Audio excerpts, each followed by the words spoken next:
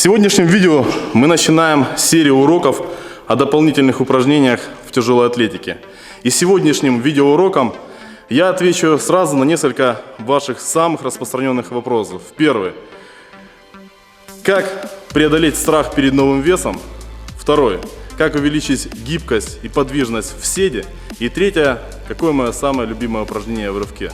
И, конечно же, это упражнение рывковый уход, он же рывковый швунг и он же приседание со штангой над головой. Но об этом подробнее далее. Смотрите.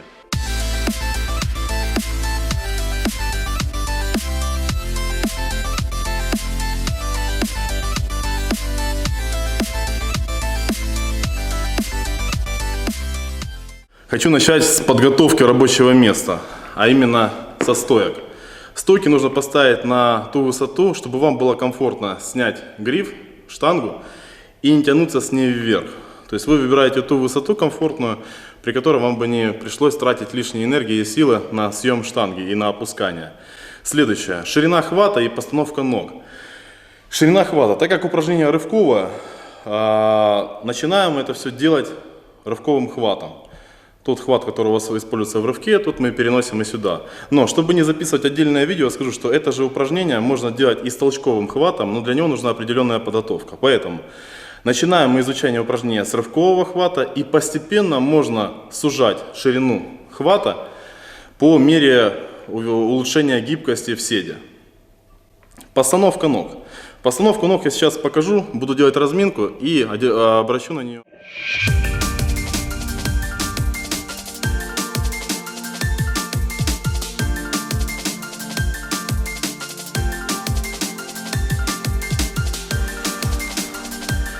Ширина ног. Я ставлю на ту ширину, на которую я выпрыгиваю после рывка. То есть, это, говорится, разброс ног, который у меня происходит после подрыва. Если это сделать уже, вы не сможете комфортно вставить живот между ног, тем самым у вас получится вот такое вот положение. Это не должно получиться. Поэтому ноги ставим на ту ширину, чтобы вам было комфортно раздвинуть колени в стороны. Стопа должна смотреть по направлению колена, также в сторону, не параллельно, а в сторону. И поясница отведена назад. И вот с этого положения, или в это положение мы должны прийти при подседе. Очень важно, если вы будете садиться со штангой с большим весом и вам будет некомфортно в седе, то вы штангу никогда не удержите. Поэтому перед тем, как вы начинаете делать это упражнение, найдите и отточите свой подсед, найдите правильность, удобное место в подседе, для того, чтобы потом в дальнейшем это будет как фундамент, чтобы вы могли комфортно этим пользоваться и использовать при подседе. Глубина подседа. Конечно, базовая подготовка и базовая растяжка и гибкость у каждого из нас разная, поэтому, если у вас не получается садиться в полный сет, тогда мы можем делать следующим образом. Подставлять лавку, на которой мы будем садиться рывковым хватом, например, до вот такой высоты. Потом брать что-то еще ниже и постепенно растягивать и улучшать свою гибкость в подседе. Если вам позволяет ваша гибкость, конечно же, лучше всего делать в полный сет. Потому что это полная имитация того, когда вы принимаете штангу и уходите с ней в сет. Фиксируете. Поэтому этот момент нужно отработать. Но самое главное что? Разминка. Поэтому разминаемся хорошо. Я делаю пару подходов просто на чистый жим, для того, чтобы разогреть мышцы. Скоординировать движение, почувствовать в подседе, отработать непосредственно включение рук, на чем бы хотел бы отдельно акцентировать ваше внимание, потому что именно включение рук в этом упражнении играет очень главную роль.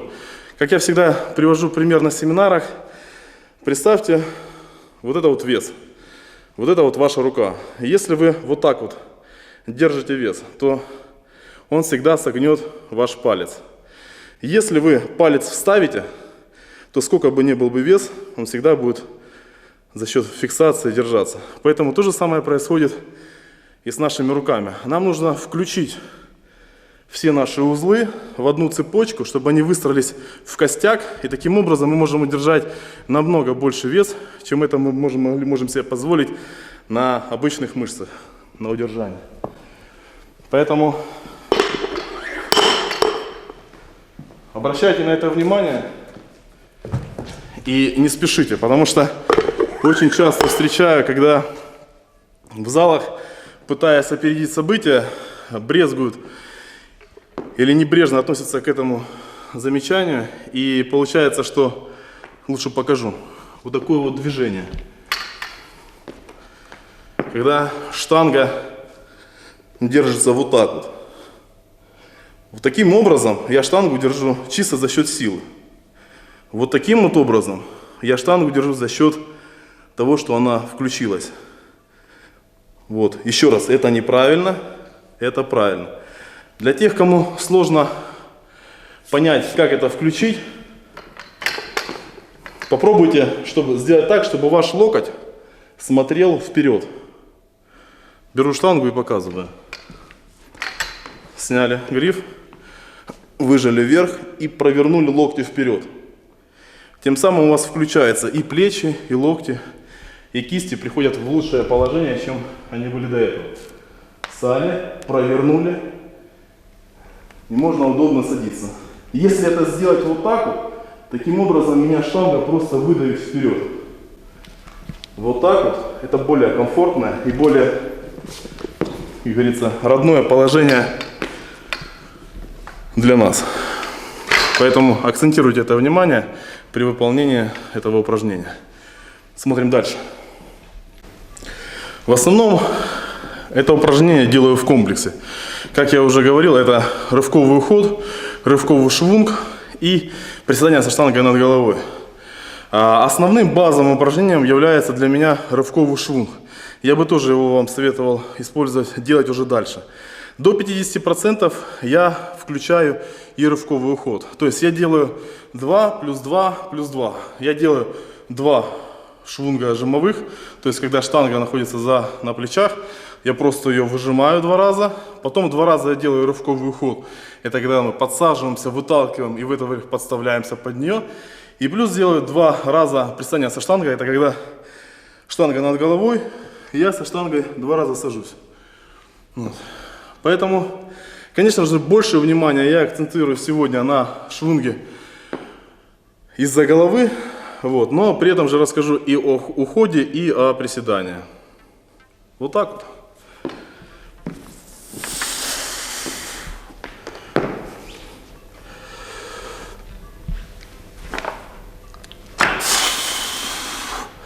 Обратите внимание на включение.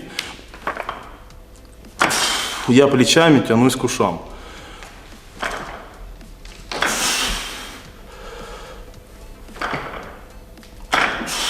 Рывковый уход. Я делаю подсед, глубокий. Из подседа выбрасываю штангу, и в этот момент, когда она вылетает, я подсаживаюсь под нее.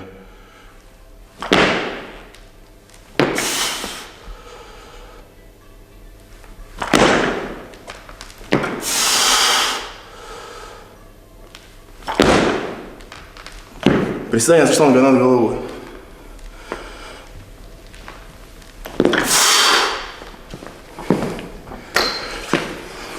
Поэтому вот это вот упражнение, этот комплекс, очень хорошо влияет на улучшение гибкости в подседе. Потому что именно им вы можете сделать то, что не сделаете ни одним упражнением.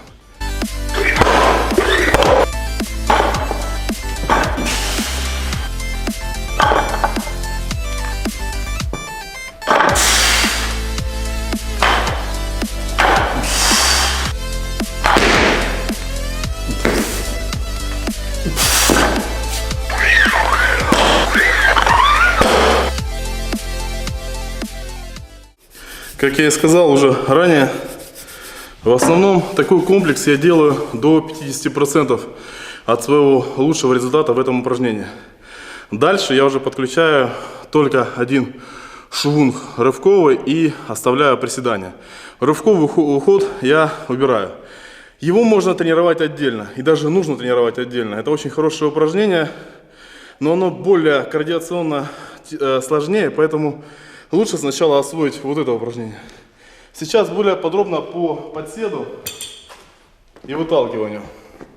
Сейчас я покажу, обратите внимание, сделаю два подхода, два подъема. Первый сделаю более глубокий подсед, второй более короткий. Вот более глубокий мы разминаем где-то до 50%, потом мы начинаем подключать уже более короткий подсед, для того, чтобы не тратить силы с весом. Смотрите. Более глубокий подсед.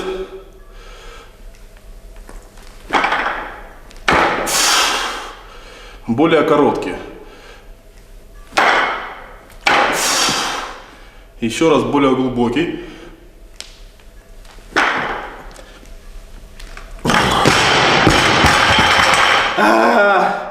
То, что я вам говорю, нужно делать фиксацию. Без фиксации даже у меня бывает падает.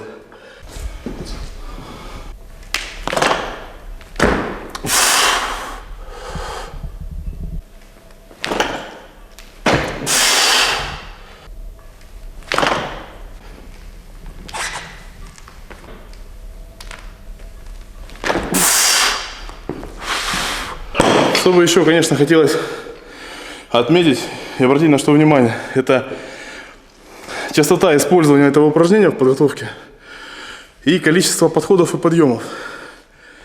Буду говорить из своей практики. Я заметил, что это упражнение, в принципе, после этого упражнения быстро восстанавливаешься. Поэтому использовать его раз в месяц может даже и нет смысла, может даже чаще. По количеству подходов и подъемов. Если вы это не делали упражнение никогда и только вводите в свой арсенал, я бы советовал работать на 70% от лучшего веса в рывке. Ну, доходить максимум до 70%. В дальнейшем, когда вы уже сделаете хороший фундамент, хорошую базу, вам будет комфортно, удобно садиться в сет, выжимать, держать штангу над головой, тогда можно поменять стратегию и до 50% делать определенную работу, каждый вес там по 2 подхода, после 50 по одному разу на каждый вес до 90-100%. Это упражнение очень хорошо пробивает результат. Я еще на это обращу отдельное внимание, но в нем нет смысла после 50% его нарабатывать. Пробежались по подходу и все. Следующее упражнение.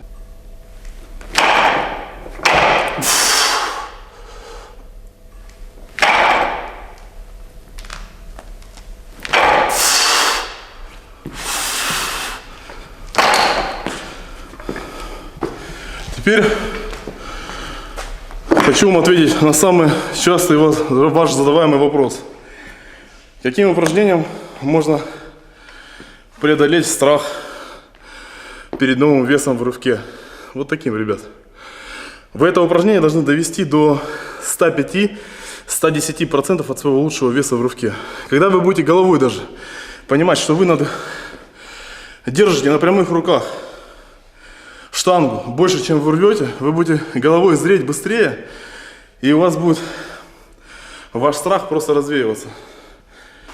Я скажу, что в своей подготовке именно 2 упражнения, которые помогли мне сделать быстрый скачок в добавлении результатов, это швунг, жим рывковым хватом и отработка подрыва, который я показывал на предыдущих видео. Это когда мы отводим и подбиваем. Когда в тяге я получаю свободу за счет вот этого подрыва, а вверху фиксация, уверенность, то, что я эту штангу могу все-таки держать над головой, вот эта вот совокупность, она меняет немножко взгляд на вещи, на новый вес.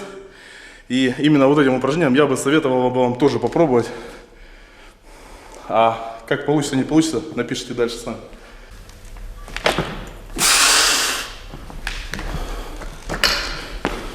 Подсед. Перед тем, как делать подсед, вы должны быть полностью уверены в том, что вы комфортно держите штангу над головой, То есть она вас не выламывает. У вас нет вот такого вот приема, а все сделано правильно. И только в этом случае вы начинаете делать подсед. В противном случае она просто вас в подседе выдавит. И нужно правильно уметь ее сбросить. Штанга бросается либо вперед, либо назад. И желательно до того момента, пока вы уже не почувствуете, что штанга упала, не выпрямлять руки. То есть штанга должна падать на прямых. Вы должны сопровождать ее только прямыми руками. Ни в коем случае не сгинайте штангу, то есть не сгинайте локти, когда штанга падает. Это может быть травмоопасно. Лучший мой результат в этом упражнении 250 килограмм вместе с приседанием. Сейчас, конечно же, я только накатываю форму, поэтому, можно сказать, довольствуюсь тем, что есть. Когда мы работаем с большим весом, очень важна сила выталкивания ногами. Поэтому в этом случае должен быть очень хороший, сильный, мощный подсед и мощное выталкивание вверх. Только тогда вы сможете доработать руками и зафиксировать штангу. Смотрите.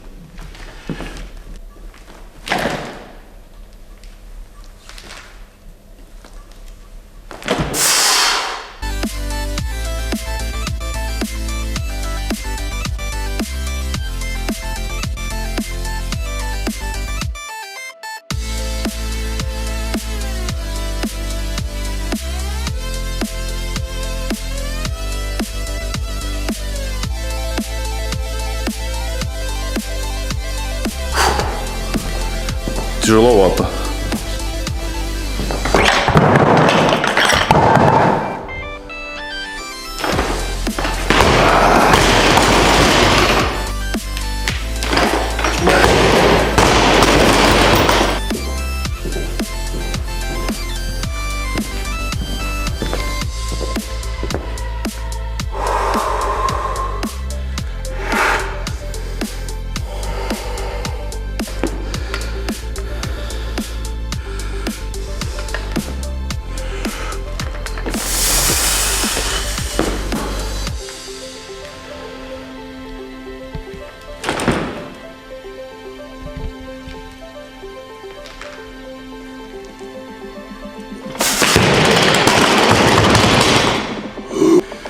На этом все.